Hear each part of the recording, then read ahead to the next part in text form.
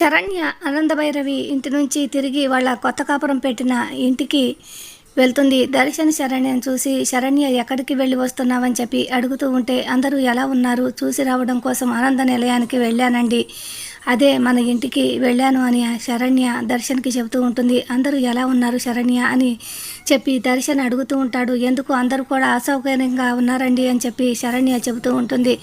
ఉమ్మడి కుటుంబాన్ని నేనే కావాలని నేనే వేరు చేశాను, మనం ఆ ఇంటికి వెళ్ళిపోదాం శరణ్య అని చెప్పి దర్శన్ అడుగుతూ ఉంటాడు. మళ్ళీ ఆ ఇంట్లో అడుగు పెడతానని ఎదురు చూస్తున్నా అండి అని చెప్పి శరణ్య మరోవైపు లహరి ఒంటరిగా నుంచొని, ఈరోజు ఈ కుటుంబం అంతా టెన్షన్ పడుతుందంటే అది నా వల్లనే, నా కుటుంబం అందరికీ కూడా మనశ్శాంతి లేకుండా పోయింది అని చెప్పి ఈరోజు నేను సొల్యూషన్ చూపించాలి అని లహరి మనసులో అనుకొని ఇక అక్కడ ఉన్న కత్తిని తీసుకొని తన చేతిని గట్టిగా కోసుకుంటుంది. ఇక లహరి చేతి నుంచి రక్తం కారుతూ ఉంటుంది. అక్కడికక్కడే స్పృహ కోల్పోతుంది.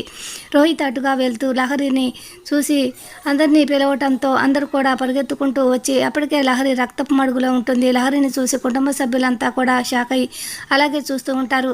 మరి ఆ తర్వాత ఏం జరగబోతుందో తెలుసుకోవాలనుకుంటే, మనం ఛానల్లో తెలుసుకోవాలనుకుంటే లైక్ చేయండి, సబ్స్క్రైబ్ చేయండి. Thanks for watching.